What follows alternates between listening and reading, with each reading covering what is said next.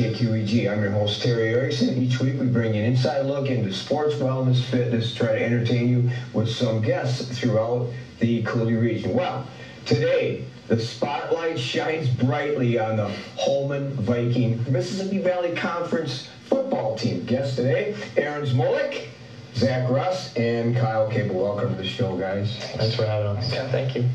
Back to training camp in the hot days of August. You know, you're setting goals, both team goals, personal goals, getting ready for the season. Reflect back on that, Aaron.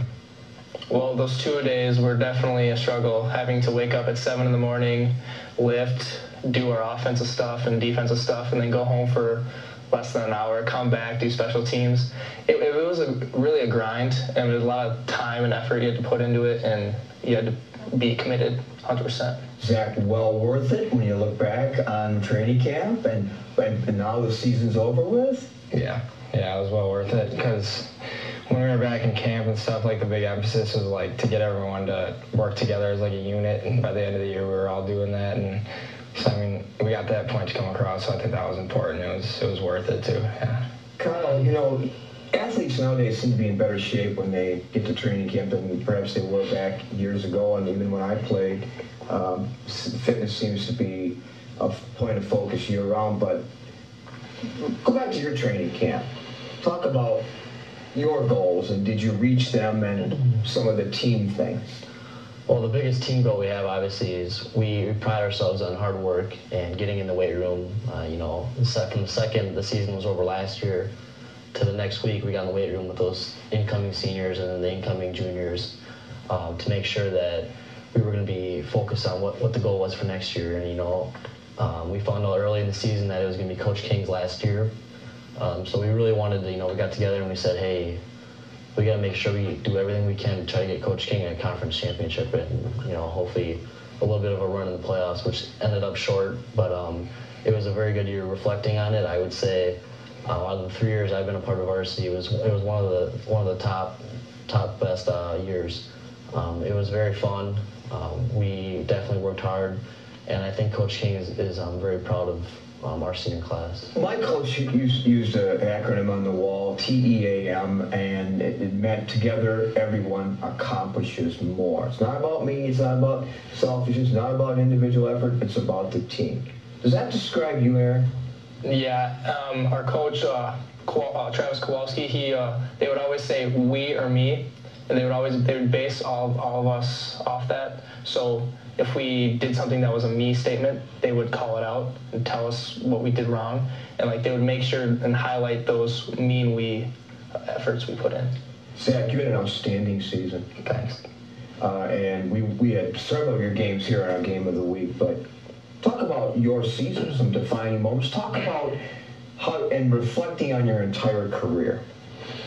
Well, first off, I didn't go to Holmen for all 4 years. I went to Alaska my freshman year, and then I played the Holmen Youth Football League, and I just built the camaraderie and everything with those guys. And I went back to Alaska, and it just didn't feel the same. So I ended up making the switch, coming back to Holmen, and then so sophomore year I got back to Holmen. I was all excited to be in the football program, and I think he was one of the MVC Players of the Year. Noah Risch, he was just outstanding, and he ended up breaking my collarbone in practice, so then I was out right away again. So I was kind of it was an up and down roller coaster, but then I got back the next year and I started on defense, and I really enjoyed defense because I love hitting. I don't know, it's just wired in me.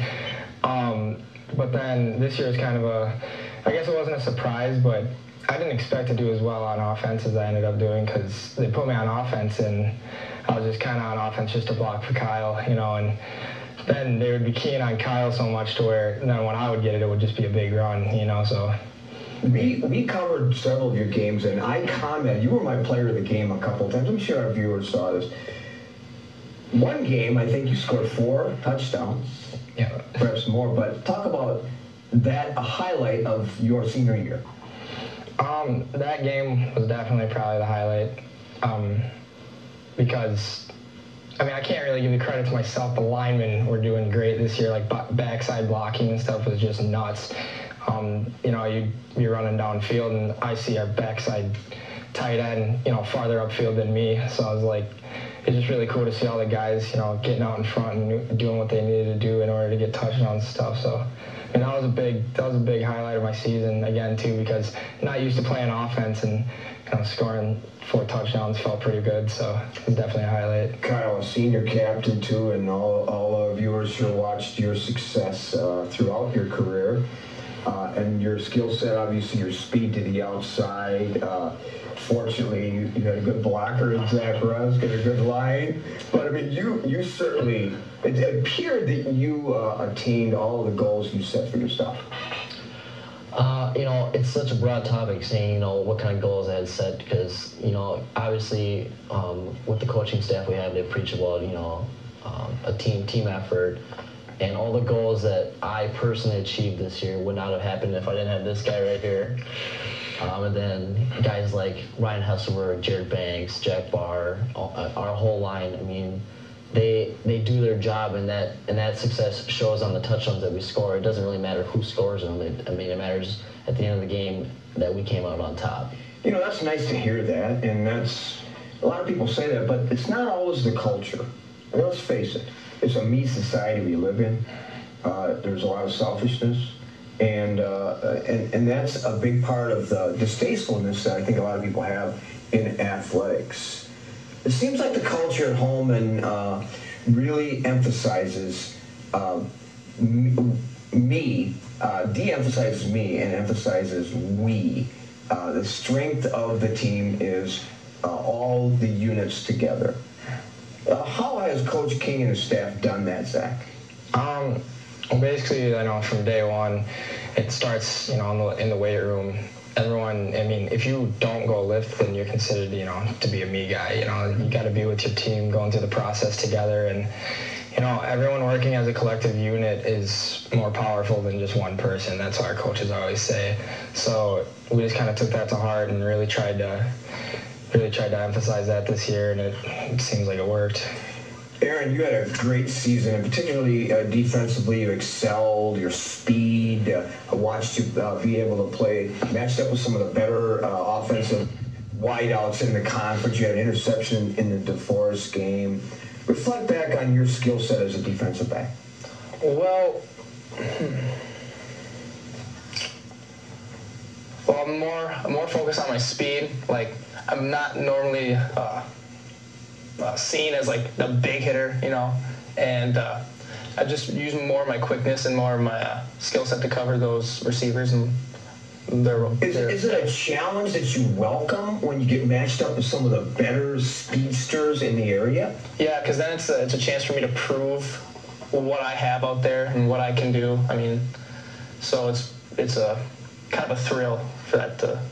When you look at college defensive backs, you look at pro defensive backs, do you try to emulate any of the skills that they bring? Yeah, I remember I spent a lot of time looking at like some of the pros and how they would, their stances and what they do to like prepare for their games and whatnot. So yeah. There's a lot of people nowadays just choose not to go out for athletics because of the expectations, because of the sacrifice, because of the hard work. There's a lot of authors that have talked about this being a soft society, and not a lot of young people choose not to take that path. Talk about that a little bit in terms of the expectations that you have for yourself, Kyle, and others have for you as a student athlete. Talking about the society thing and how kids aren't coming out very much, I think it's people base football off of just a game. It really isn't, especially at home, and it really is not just a game. Going back to our coaches, they talk about all the time how you're going to take so much more from football than just the X's and O's. There's so many life lessons I've learned. For example? For example, being determined, hard work, teamwork. That's the biggest one.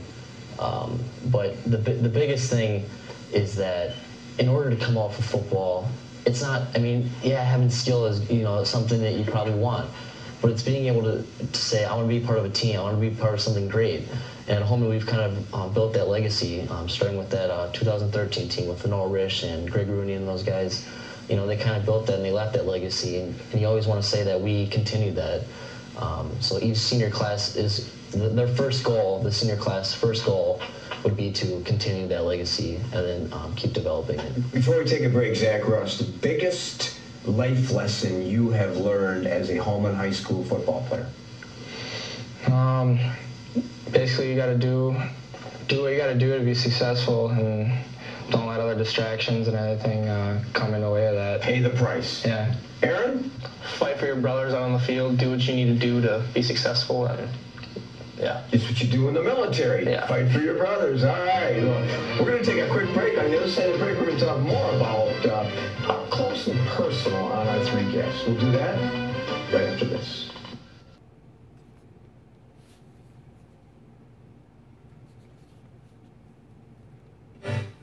Welcome back to Southern River Sports. Again, our guest is Aaron Zmolek, Zach Rusk, and Kyle Koelbl from the NBC champions Holmen football. Well, we were there covering your game. I stuck around, as well as many of the fans, the band, the parents, the coaches, and so on. After the game, the emotional, you could cut a knife through the emotions at Empire Stadium. I could see the tears. I could see the emotion, the hugs, and so on. Reflect back on that, Aaron, and that must have been a challenge for you, knowing your career is over. You wanted to go deep in the playoffs. Holmen has gone deep in the playoffs. Abruptly, the season ends. It's just sad that you know that you don't get to play on that field with those particular guys ever again, most likely. And just reflecting back on it, like, you've been with them since Holmen Youth, third grade, moving on to senior year, so it's just really emotional not being able to participate in this particular sport ever again with them. Zach, the emotions were high for you too. I could see it, and the emotion started with you getting injured early in the game, and then you recovered. But the thoughts probably went through. Geez, I'm not even going to be able to play in this last game. Yeah. Then the emotions even got higher at the end of the game. Right. Yeah, it was definitely frustrating getting hurt right away because you get off the field and you look back and you're like, you just want to go out there and just go hit whoever did that. It's just before you know it, the game just got out of hand. We were just, I look at the clock or I look at the scoreboard and we're down by 40, and it's just the emotions were high because we put so much emotion and time and effort and sweat and blood into football, and then just like that, it's gone. You somewhat prepared for this could potentially be our last game, but it doesn't really hit you until clock's at 0-0. Despite the abrupt ending, Kyle, I could see the emotions in your dad's eyes too as we exchanged thoughts after the game, and then he went onto the field. But certainly when you look at the broad picture, a lot more success than a feeling of defeat. But was that hard for you? It was, and it wasn't at the same time. I came off the field with 30 seconds left to go, and that's when it hit me that high school football was over for not just me but all of our seniors, and that I was replaying memories in my mind from my sophomore year, my junior year, of all those seniors standing on the end zone and us going through and giving them hugs and thanking them for their service basically. And it hit me that it was my time to do that, and it was humbling to know that we have so many supporters, but at the same time, you realize it had to come to an end at some point, and it's been a great ride, and I would not take it back for anything. Zach, we talked about life lessons, and you have a philosophy of life that you've shared with me, and it's not about life's not about what you want to do, it's about what you need to do to become successful. And then you also talked about you are your biggest enemy, and I've heard that, or your own worst enemy, as some people put it. What does that mean to you? Explain to our viewers why that particular quote is important to you. That quote's really important to me just because, as far as like personal interests, I'm really into music and stuff, and I produce music and stuff like that, and the biggest enemy in front of yourself is you, because as far as with that, you need to learn how to do things on your own, and if you don't learn how to do it, then you're not going be able to do it. So basically, like, if you just get that mindset of learn as much as possible, you know, and not create conflict with what's going on, you know, I think you're going to be successful if you just do what you need to do and not what you want to do. It's also maybe about appreciating the small things, not living in the temple of mediocrity and not having any regrets. And I know, Aaron, you have similar deep feelings about doing things right even though no one is watching. Let's talk about, as a young 18-year-old kid, what have you developed as a philosophy of life? Well, people look up to you to be more of a role model, and doing the things like the coaches don't usually see you doing. So helping out the young guys, pushing them, and then motivating them to be successful with you. And then outside of that, like getting your homework and school done, and being nice in the community. Mm-hmm. So it really... And living life, you said, to the fullest. Yeah. In your 18 years on this planet, have you done that so far? No. I mean, there's still many things that I want to do and that I think I can do for the future. I'm sure you will, too. Well, Kyle, a two-sport star, all-conference baseball, football, balancing those kind of things, strong academically, leadership council, all those kinds of things. Hard to manage all that, and a part-time job? Yeah, it's very tough. But I feel like, you talk about shoulda, coulda, woulda. You talk about having regrets in life. And yeah, I mean, you're going to have regrets. I have regrets. It's just something that's going to happen, but you want to limit those. So, I got a job when I was a sophomore, and I don't regret that. It's just getting me out in the world. Being involved in sports keeps me going, it keeps me dedicated. Then I pride myself in doing well in school. It's tough to manage it is, but I think in the end, at some point in my life, I'll look back and say, I'm glad I did what I did, and it paid off. So. I know, Zach, you talked a little bit about music before, and that being one of your passions, and of course, I like music a lot too, and so I'm sure our viewers, and something people probably don't know about you is your artistic ability to play the drums. When I think about drummers, I think about one of my favorite ones, somewhat before your time, Ringo Starr. Yep. So talk about your passion and maybe and the fact that you're such a polished drummer and what your goals are. Well, ever since I was young, I was, beating on pots and pans and boxes and stuff, just anything I could that made noise.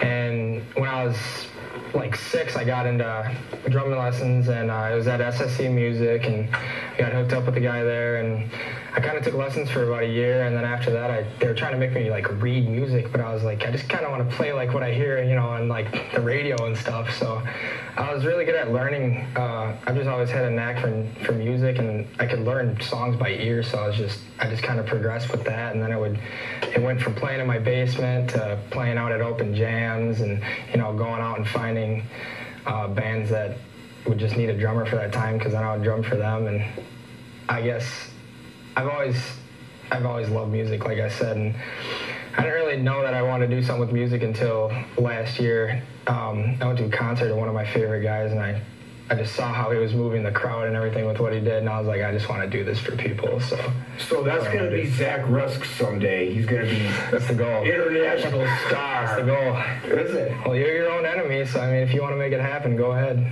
And how are you going to proceed in that direction? Well, I want to go to college in the cities and go get degrees in marketing and business and social media, so I know how to promote myself. I want to take more of like a business standpoint or like approach at it, as well as keeping the fun musical side of it. So it's just not all business, but yeah. I know Aaron, a two-sport athlete too, football, exceptional defensive back, track and field. I've watched you at Roger Herring Field, Veterans Memorial Stadium, state track and field. Talk about that. Well, it was an awesome experience. I was lucky enough to have good teammates to make it my freshman year and through my junior year, so hopefully that can happen again this year, and I'm very excited. And your event? Events, wow.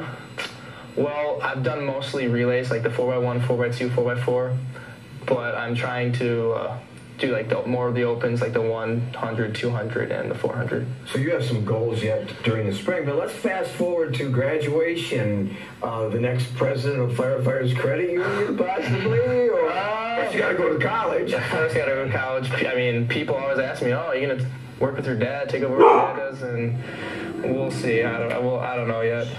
But college plans? Hopefully, I'm trying to go to Eau Claire to run track. Good. And so UWL's got a good track program. Yeah. One of the best in the nation. That's true. That's very true. And we'll see. I'm not very sure yet, but we'll figure it out. Zach, what's the legacy that you want to leave? A few years from now, they talk about Zach Rusk, Holmen football stuff. What do you want them to say? Physical. I don't go. Yeah, I don't. I mean, I'm obviously not like the biggest guy, and playing outside linebacker taught me that leverage and just being crazy when you hit guys is your best friend. Because if you go in there thinking that you're gonna get hurt, then you're gonna get hurt. So basically, if I could leave the message of hit or be hit, then that's what I would want people to remember. And of course, Kyle, you have a baseball season ahead of you in the spring as we close today's show. You have some goals there, I'm sure, and those goals will lead you on to college, too, and a career as the assistant basketball coach at UWL. Oh, stop. You don't even know how many times I've heard something like that. Jeez, he was talking to me, he said, oh, you're going to go on that show, and Terry's probably going to ask you about having a dad as a coach, and I figured it would come up at some point, but I don't know, having a head basketball coach as a parent, it's humbling because he gives me his experience. Humbling and challenging? Very challenging. Hard on you? I mean, to a point. I mean, he wants to obviously see me succeed. High expectations. Nothing wrong with that. There's nothing wrong with a parent like that, but it's been it's been a challenge. It's been fun, and it's something that I appreciate. So after baseball, after graduation, after you sign the contract to play in the major leagues, and then you decide you're going to go to college instead, so you turn it down, where are you going? I don't know yet. I do want to play football. I mean, I'm smaller, but I want to get in space and see what I can do. Wherever the opportunity presents itself, I'm going to look into it. Right now, I'm just trying to find out, where that opportunity is, and I don't want to, let my opportunities go to waste. So, well, you've had great opportunities at home, and all three of you have, and you've taken advantage of it. So you have no regrets when it comes to that. You can play. I said this on the air at the conclusion of our broadcasts during games, that you can play college football. There's no question about it with your speed on the edge. Zach, you can play college sports too, football. Aaron, I think you have the gift to run and at the college level, maybe even as a defensive back. So you guys have had great careers, and when you look back at it, I'm sure you have lots of great memories. Oh, yeah. So, for sure. We want to thank you for being on the show. Now to get back to class. Yeah. Maybe. Might have to take the day. You've done a good job, so thank you. Thank you very much for having me. All right, we're going to be back, and we're going to talk about that DeForest game versus Holmen, as well as the West Salem game at Mount Horeb right after this.